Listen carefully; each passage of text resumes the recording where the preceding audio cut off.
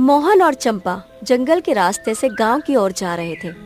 सूरज ढलने को था और जंगल के पेड़ पौधे शाम की नमी में लिपटे हुए थे। अचानक मोहन को प्यास का एहसास हुआ। वो चंपा की ओर देखकर तालाब की ओर इशारा करता हुआ बोला, चंपा, बहुत प्यास लगी है। देखो सामने तालाब है, चलो पानी पी लेते हैं। हाँ मोहन, मुझे भी बहुत प्यास लगी है, पर सुनो, यहाँ ज्यादा देर तक रुकने का सोचना भी मत। शाम होने वाली है, हमें गांव जल्दी पहुँचना चाहिए। मोहन और चंपा तालाब की ओर बढ़ गए और झुककर पानी पीने लगे। ठंडे पानी से उन्हें राहत महसूस होने लगी। कितना मीठा पानी है।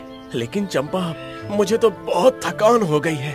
क्यों ना थोड़ी देर यहाँ किसी पेड़ के नीचे बैठकर आराम कर लें, फिर आगे बढ़ेंगे। मैंने पहले ही कहा था कि तुम यही कहोगे। अरे कुछ देर आराम करने में क्या जाता है। देखो ये जंगल कितना सुंदर है। चारों तरफ हरियाली, ठंडी हवा और तालाब के किनारे का यह दृश्य मनमोहक लग रहा है ना? चंपा मोहन की बात सुनकर मुस्कुराने लगी। दोनों एक बड़े वृक्ष के नीचे बैठ गए। कुछ ही देर में थकान उन पर हावी हो गई और उनकी आंखें भारी होने लगी।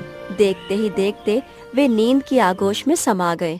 रात गहरी हो चुकी थी, हवा में ठंडक बढ़ गई थी। अचानक चंपा की आंखें खुल गई। उसने महसूस किया कि चारों तरफ घना अंधेरा छाया हुआ था। वो झटके से उठी और मोहन को हिलाकर जगाने लगी। मोहन, उठो, देखो कितनी रात हो गई है।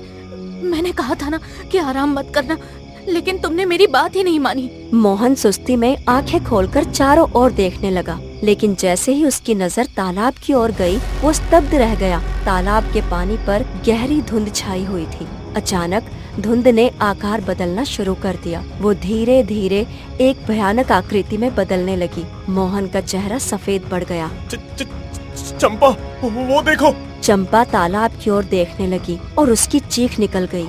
सामने एक विकराल परछाई आकार ले रही थी, जिसकी लाल चमकती आंखें उन्हें घूर रही थी। वो आकृति धीरे धीरे उनकी ओर बढ़ने लगी। मोहन और चंपा के शरीर कांपने लगे। वे पीछे हटने लगे, लेकिन उनके पैर जैसे जमीन से चिपक गए थे। देखते ही देखते वो भयानक आकृति उनके और करीब आ गई। अचानक जंगल में उनकी चीखें गूंज उठी और घना अंधेरा उन पर छा गया। अगली सुबह गांव में हलचल मची हुई थी। गांव के लोग चौपाल पर इकट्ठा थे। उनके बीच में 2 शव रखे हुए थे, मोहन और चंपा के।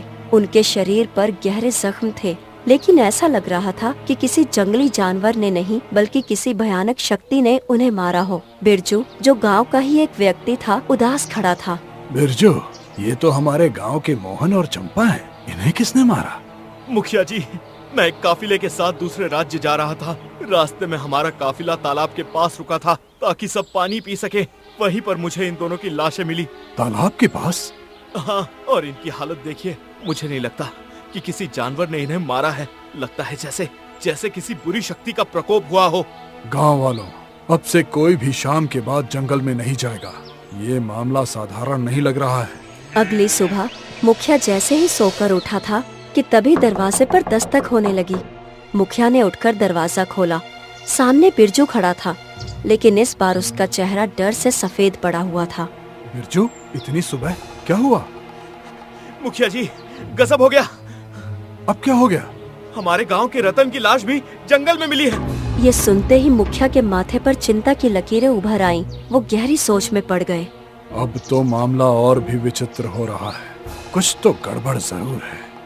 मैं यही बात कहने आया हूँ मुखिया जी। अब हमें और देर नहीं करनी चाहिए। हमें ये खबर राजा विक्रम तक पहुँचानी होगी, वरना ये बला हमारे पूरे गांव पर आ जाएगी। दरबार भव्य रूप से सजा हुआ था। सिंहासन पर राजा विक्रम गहरी सोच में बैठे थे। तभी मुखिया और बिरजू आ पहुँचे। कौन हो तुम दोनों? महाराज, मैं हरियालीपुर गांव का मुखिया हूँ और ये मेरे गांव का वासी बिरजू है। महाराज, हमारे गांव में भयानक घटना घटी है। कल जंगल में मोहन और चंपा नामक दंपत्ति की लाश मिली। उनकी दशा देखकर ऐसा लग रहा था कि जैसे किसी बुरी शक्ति ने उन्हें मारा हो। और आज सुबह तो हमें पता चला कि हमारे ही गांव के लकड़हारे रतन की लाश भी उसी जंगल में मिली है। राजा विक्रम चौंक पड़े। उनकी भौहें तन गई। कल जब मोहन और चंपा की लाश जंगल में मिली, तब क्या तुमने गाँव वालों को जंगल में जाने से मना नहीं किया था? मैंने सब कुछ सचेत किया था महाराज, लेकिन रतन एक लकड़हारा था। शायद वो लकड़ियाँ काटने के लिए रात के समय जंगल चला गया हो। राजा विक्रम गहरी सोच में डूब गए। फिर मंत्री जगन्नाथ की ओर देखकर बोले, मंत्री जगन्नाथ, तुम्हारा क्या विचार है? महाराज, मामला गंभीर लगता है। अगर ये किसी साधारण डाकू या जंगली जानवर का काम होता तो लोगों के शरीर पर ऐसे निशान नहीं होते। ये किसी अज्ञात शक्ति का काम हो सकता है। इस मामले की जांच मैं किसी गुप्तचर से नहीं करवाऊंगा, मैं स्वयं इसकी पड़ताल करूंगा। मुखिया और बिरजू राजा की बात सुनकर दरबार से बाहर चले गए। राजा विक्रम दरबार से निकलकर महल के बगीचे में आ गए। हल्की ठंडी हवा बह रही थी। वे गहरे चिंतन में डूबे थे। तभी मंत्री जगन्नाथ वहां आ पहुँचे। महाराज, क्या आप सच में स्वयं जंगल जाने का विचार कर रहे हैं? मंत्री, तुम्हें मेरे शब्दों पर संदेह है? नहीं महाराज, मुझे आपकी वीरता पर कभी संदेह नहीं हुआ, न ही आपके शब्दों पर। परंतु इस समय भावनाओं से नहीं बल्कि बुद्धि से काम लेना चाहिए।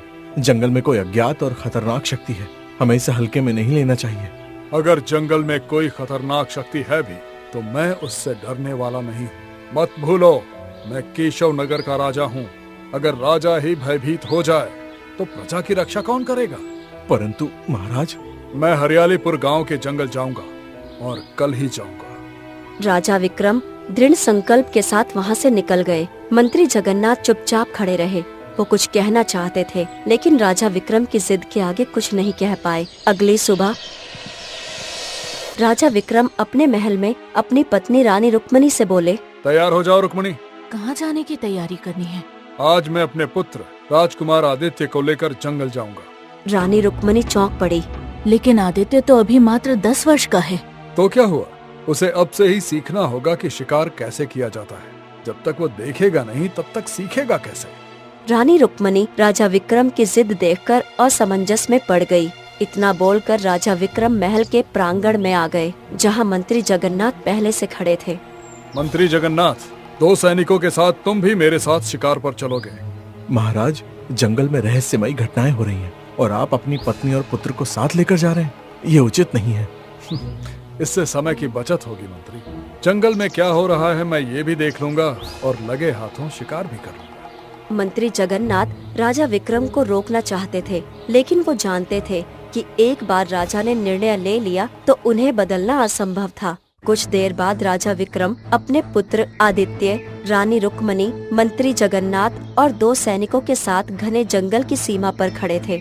हल्की ठंडी हवा चल रही थी। दूर एक सुनसान तालाब दिख रहा था जिसकी सतह पर हल्की धुंध छाई हुई थी। चारों ओर अजीब सी वीरानी थी, जैसे वहाँ जीवन कभी था ही नहीं। मंत्री जगन्नाथ, क्या ये वही तालाब नहीं है जिसके बारे में हरियालीपुर गांव का मुखिया बता रहा था, जहां मोहन और चंपा की लाश मिली थी और बाद में रतन की भी? बिल्कुल महाराज, ये वही स्थान लगता है। आप इस अजीब वीराने को देखिए। ऐसा महसूस हो रहा है जैसे यहाँ कोई भयावह घटना हो चुकी है। यह स्थान भयावह प्रतीत हो रहा है। राजा विक्रम गहरी सोच में डूब गए। हवा की सरसराहट और पक्षियों की रहस्यमयी चहचहाहट से माहौल और भी रहस्यमयी हो गया। इसी बीच राजकुमार आदित्य, जो केवल 10 वर्ष का था, उत्सुकतावश थोड़ा आगे बढ़ने लगा। रानी रुक्मणी चिंतित स्वर में आदित्य को रोकती हुई बोली, आगे मत जाओ पुत्र, ये जंगल खतरनाक है, यहीं रहो। बकवास मत करो रुक्मणी। मेरा पुत्र अगर अकेले टहल रहा है तो इसमें डरने की क्या बात है?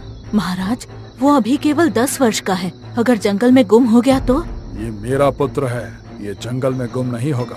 राजा विक्रम के आत्मविश्वास को देखकर रानी रुक्मणी ने हल्की मुस्कान बिखेर दी। राजकुमार आदित्य जंगल में चहलकदमी करने लगा। कुछ क्षणों के लिए राजा विक्रम और मंत्री जगन्नाथ का ध्यान आदित्य से हट गया। अचानक जंगल में एक दर्दनाक चीख गूंज उठी। ये सुनकर राजा विक्रम, रानी रुक्मणी और मंत्री जगन्नाथ हड़बड़ा गए। सभी चारों ओर देखने लगे लेकिन आदित्य कहीं नहीं दिखा। मेरा पुत्र आदित्य कहाँ गया? अभी तो यही था। महाराज, ये बहुत ही विचित्र है। अभी कुछ ही क्षण पहले वो यहीं था। राजा विक्रम आवेश में सैनिकों को आदेश देते हुए बोले, खड़े खड़े मेरा चेहरा क्या देख रहे हो? जाओ ढूंढो मेरे पुत्र को। आखिर वो जमीन में समा गया या आसमान में उड़ गया? दोनों सैनिक तुरंत जंगल की ओर भागने लगे। रानी रुक्मणी फूट फूट कर रोने लगी। मैंने कहा था महाराज, मैंने आपको बताया था, लेकिन आपने मेरी बात नहीं मानी। उसकी चीखें अभी भी मेरे कानों में गूंज रही है। राजा विक्रम भी अंदर से घबरा गए। तभी सैनिक लौट कर आ गए। उनके चेहरे पर हताशा थी। महाराज, हमने हर तरफ खोजा, लेकिन राजकुमार आदित्य कहीं नहीं मिले। राजा विक्रम अब सच में चिंतित हो उठे। मंत्री जगन्नाथ ने भी निराशा होकर सिर झुका लिया। राजा विक्रम स्वयं आदित्य को ढूंढने के लिए जंगल में निकल पड़े, लेकिन कोई सफलता नहीं मिली। थक हार कर राजा विक्रम और रानी रुक्मणी महल लौट आए। राजा विक्रम दुखी मन से मंत्री जगन्नाथ से बोले, पूरे राज्य में ऐलान करवा दो, जो भी राजकुमार आदित्य को ढूंढ कर लाएगा उसे मुंह मांगा इनाम दिया जाएगा। मंत्री जगन्नाथ ने ऐसा ही किया, मगर कुछ भी सफलता नहीं मिली। राजकुमार आदित्य जंगल में किसी को नहीं मिले। रानी रुक्मणी ने अपने कक्ष में खुद को बंद कर लिया। राजा विक्रम भी गहरे पश्चाताप में डूब गए। काश मैंने अपनी पत्नी की बात मान ली होती। काश मैं अधिक सतर्क रहा होता। समय धीरे धीरे बीतने लगा और देखते ही देखते पूरे 10 वर्ष बीत गए। एक दिन राजा विक्रम महल के बगीचे में बैठे थे, तभी वहाँ पर मंत्री जगन्नाथ आ पहुँचे। मंत्री जगन्नाथ को देखकर राजा विक्रम उदास स्वर में बोले, आज भी मुझे उस दिन का अफसोस है मंत्री जगन्नाथ।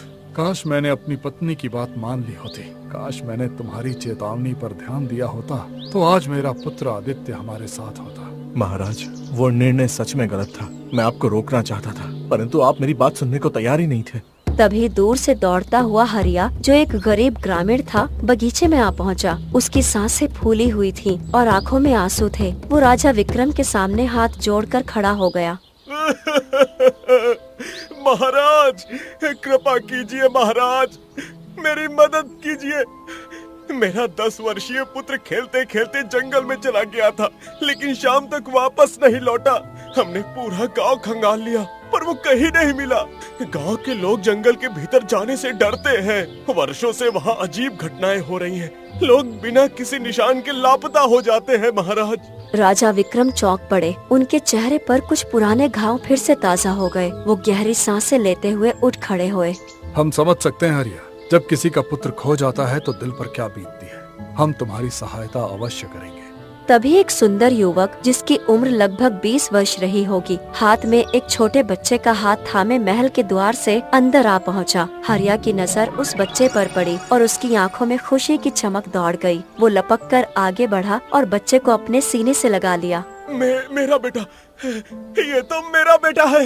इतना बोलकर हरिया अपने पुत्र को लेकर वहाँ से चला गया। राजा विक्रम उस युवक को देखने लगे। युवक की आंखों में एक अजीब सी चमक थी।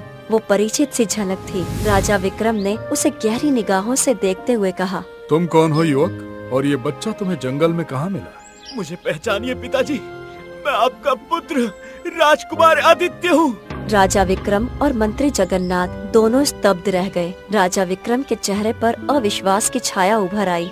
ये असंभव है। मेरे पुत्र को 10 वर्ष हो गए हैं जंगल में खोए हुए। अगर तुम सच में राजकुमार आदित्य हो तो इसका प्रमाण दो। राजकुमार आदित्य के दाएं हाथ की हथेली पर एक जन्मजात निशान था। अगर तुम वही हो तो तुम्हारी हथेली पर वो निशान होना चाहिए। युवक ने बिना कोई संकोच किए अपनी हथेली मंत्री जगन्नाथ के सामने फैला दी। मंत्री जगन्नाथ की आंखों में चमक आ गई। वही निशान था।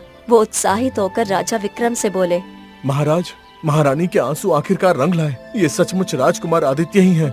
राजा विक्रम अभी भी संदेह में थे और मंत्री जगन्नाथ राजकुमार आदित्य को लेकर सीधे महारानी रुक्मणी के कक्ष की ओर ले गए। रानी रुक्मणी कमरे के कोने में बैठी थीं। उनकी आंखें सूजी हुई थी। वर्षों के आंसू उनके चेहरे पर थकान की लकीरें छोड़ गए थे। तभी मंत्री जगन्नाथ दरवाजा खोलते हुए अंदर आ पहुँचे।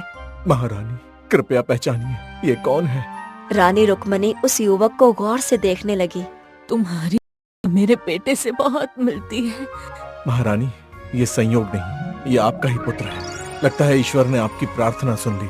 देखिए, इसके हाथ पर वही जन्मजात निशान है। रानी रुक्मणी की आंखों में आंसू भर आए। तुम कहाँ चले गए थे आदित्य? तुम इतने वर्षों तक कहाँ थे? क्या तुम जानते हो हमने तुम्हें कितना याद किया? मैं भी आप दोनों को बहुत याद करता था माँ। मैंने हर रात आपके आंसुओं को महसूस किया। तभी राजा विक्रम भी वहाँ आ पहुँचे। उनके चेहरे पर कठोरता और संदेह का मिश्रण था। उनकी आंखें युवक पर टिकी थीं, मानो वे उसकी आत्मा तक को परख लेना चाहते हों। अगर तुम सच में मेरे पुत्र हो तो मेरे एक प्रश्न का उत्तर दो। 10 वर्ष पहले जब तुम जंगल में खोए थे, तब तुम्हारी चीखें मेरे कानों में गूंज रही थी, लेकिन तुम वापस क्यों नहीं आए? तुम इतने वर्षों तक कहाँ थे? ये एक लंबी कहानी है पिताजी, लेकिन मैं आपको सब कुछ बताऊंगा। पिताजी, जब आप और मंत्री जगन्नाथ बात कर रहे थे तब मैं टहलते टहलते घनी झाड़ियों में चला गया था और अचानक एक नकाबपोश व्यक्ति मेरे सामने आ खड़ा हुआ। उसने मुझे दबोच लिया और मैं बुरी तरह चिल्लाया। शायद वही चीख आपने सुनी थी। फिर क्या हुआ? मुझे कुछ भी होश नहीं रहा और जब होश आया तो मैंने खुद को एक झोपड़ी के अंदर पाया। वहाँ एक बूढ़े बाबा बैठे थे। उन्होंने बताया कि बड़ी मुश्किल से उन्होंने मुझे उस नकाबपोश से बचाया था जो अभी भी मुझे ढूंढ रहा था। फिर तुम इतने वर्षों तक कहाँ थे मेरे लाल? मैंने बूढ़े बाबा से घर जाने की बात की, लेकिन उन्होंने कहा कि अगर मैं जंगल से बाहर निकला तो वो नकाबपोश मुझे और उन्हें दोनों को मार डालेगा। उनके पास और कोई रास्ता नहीं था। डर के मारे मैं वहीं रह गया। धीरे धीरे मैंने उन्हें अपने पिता समान मान लिया, परंतु वर्षों बाद जब मैं 20 वर्ष का हुआ तो मैंने ठान लिया कि अब मैं महल लौटूंगा। लेकिन क्या बेटा? तब बूढ़े बाबा ने मुझे एक सच बताया जो उन्होंने छिपा कर रखा था। उन्होंने कहा कि असल में वो नकाबपोश वर्षों पहले ही मर चुका था। वो मुझे कहीं ले जा रहा था और उसने गलती से अपना संतुलन खो दिया और चट्टान से टकरा कर मर गया। तो फिर उन्होंने तुम्हें महल में लौटने से क्यों रोका? क्योंकि वो अकेले थे। उनकी पत्नी भी मर चुकी थी। उन्होंने मुझसे झूठ कहा ताकि मैं वहीं रुकूं और उनके साथ रहूं। कोई बात नहीं, तुम मेरे पास आ गए, यही मेरे लिए सबसे बड़ी खुशी है। अब जब तुम लौट आए हो तो अपना समय अपनी माँ के साथ बिताओ। उन्हें तुम्हारी सबसे ज्यादा जरूरत है। इतना कहकर राजा विक्रम कक्ष से बाहर निकल गए। कुछ दिन ऐसे ही बीत गए। एक रात राजा विक्रम छत पर खड़े गहरी सोच में गुम थे। तभी मंत्री जगन्नाथ वहां आ पहुँचे। महाराज, जब से राजकुमार आदित्य लौटा है मैंने आपके चेहरे पर वो चमक नहीं देखी जो एक पिता के चेहरे पर होनी चाहिए।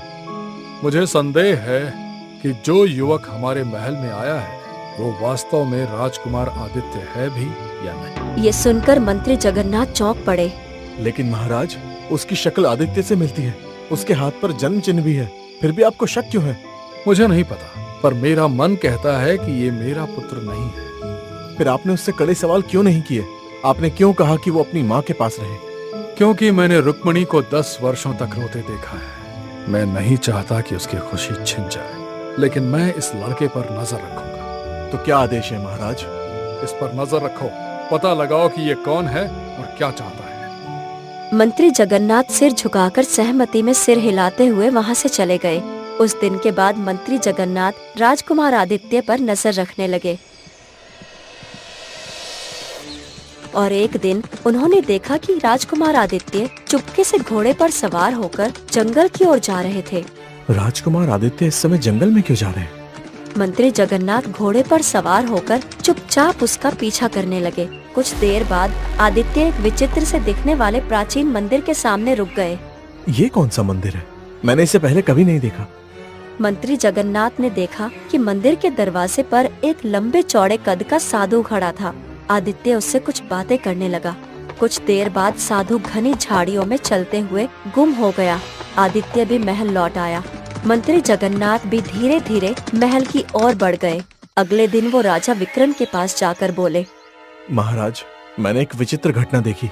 राजकुमार आदित्य हर रात महल से बाहर निकलकर जंगल में जाता है। कल रात मैंने देखा कि वो एक अज्ञात मंदिर गया जहाँ वो किसी साधु से मिला। क्या तुम अब भी मानते हो कि वो मेरा पुत्र है? महाराज, मैं स्वयं भ्रमित हूँ। उसकी शक्ल, उसका निशान, सब कुछ आदित्य से मेल खाता है, लेकिन आपके शब्दों ने मेरे मन में भी शंका उत्पन्न कर दी है। आज रात मैं स्वयं इसका पीछा करूंगा, देखता हूँ कि सच्चाई क्या है। अगली रात राजकुमार आदित्य अपने घोड़े पर सवार होकर उसी प्राचीन मंदिर की ओर बढ़ गया। चारों ओर सन्नाटा पसरा हुआ था। वो जैसे ही मंदिर के निकट पहुँच गया, वहाँ वही साधु पहले से खड़ा था। साधु आदित्य को देखते ही रहस्यमय स्वर में बोले, लगता है समय आ गया है। आज इस मंदिर का द्वार खोल दो। आदित्य ने मंदिर के द्वार को पत्थर से खोल दिया और दोनों मंदिर में प्रवेश कर गए। जैसे ही उन दोनों ने अंदर प्रवेश किया, राजा विक्रम अपने 2 सैनिकों के साथ वहां आ पहुँचे। उनके हाथों में तलवारें थीं। ठहरो, कौन हो तुम? अगर सच नहीं बताया तो अभी इसी क्षण तुम्हारी गर्दन धड़ से अलग कर दूंगा।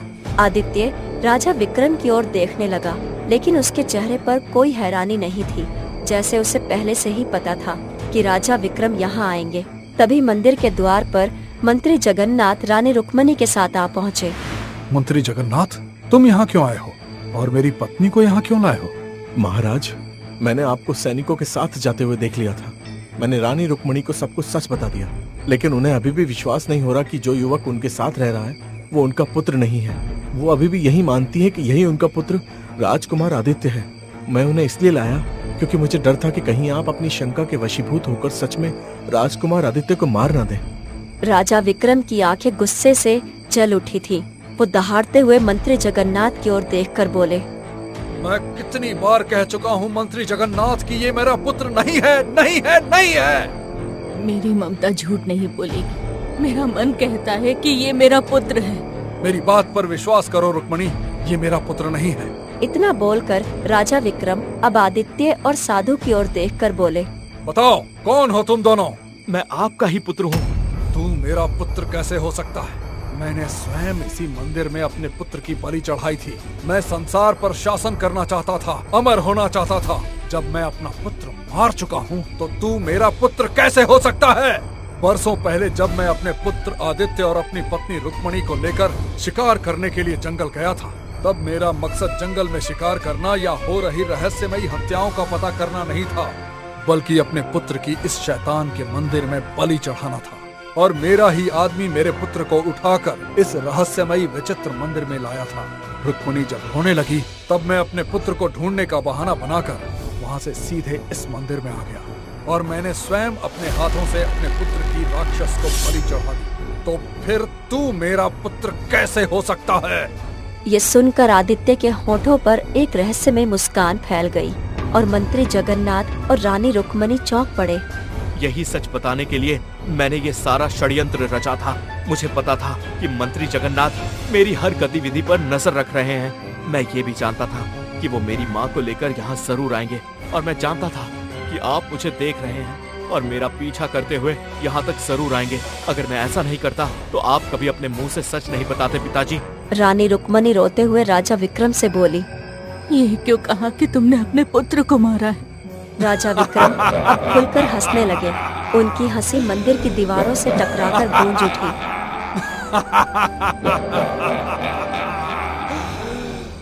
मैं केवल अपने पुत्र को ही नहीं बल्कि केशव नगर के कई लोगों को मार चुका हूँ और अभी मुझे अमरत्व प्राप्त करने के लिए और भी बलियों की आवश्यकता है। जब वो पूरी हो जाएगी तो मैं हमेशा के लिए अमर हो जाऊंगा। मूर्ख राजा, वर्षों पहले तूने अपने 10 वर्षीय पुत्र की बलि चढ़ाई थी, लेकिन वो मरा नहीं था। राजा विक्रम हक्के बक्के रह गए। उनकी आंखों में अविश्वास झलकने लगा। मूर्ख राजा, वर्षों पहले तूने अपने 10 वर्षीय पुत्र को इसी मंदिर में जाकर उसकी हत्या कर दी थी, ऐसा तुझे लगता है, लेकिन वो मरा नहीं था। जब मैं यहाँ पहुँचा तो उसकी सांसें चल रही थी। मैं काफी दिनों से रहस्य का पता लगाने में जुटा हुआ था कि आखिर केशव नगर राज्य के लोगों की रहस्यमय हत्याएं क्यों हो रही हैं। और जब मैंने तुझे राक्षसी रूप में तुझे तेरे पुत्र पर वार करते देखा तो मैं बुरी तरह से चौंक गया। मैं आदित्य को उठाकर जंगल ले गया और जड़ी बूटियों से उसका इलाज किया। भगवान की दया से वो स्वस्थ हो गया और जब वो स्वस्थ हुआ तो वो फूट फूट कर रोने लगा क्योंकि उसने तेरा असली चेहरा देख लिया था। मैंने तेरा असली चेहरा लाने के लिए उसकी 10 साल तक परवरिश की और फिर उसे महल में भेजा राजकुमार बनाकर, जो कि वो राजकुमार ही था। राजा विक्रम के चेहरे का रंग उड़ गया। वो अविश्वास में बड़बड़ाते हुए बोले, तभी मैं सोचूं मुझे अमृत क्यों नहीं प्राप्त हुआ। तभी साधु अपनी झोली से अभिमंत्रित सिंदूर निकालते हुए आदित्य की ओर बढ़ाते हुए बोला, ये ले, ये तेरे पिता नहीं पाप का प्रतीक है।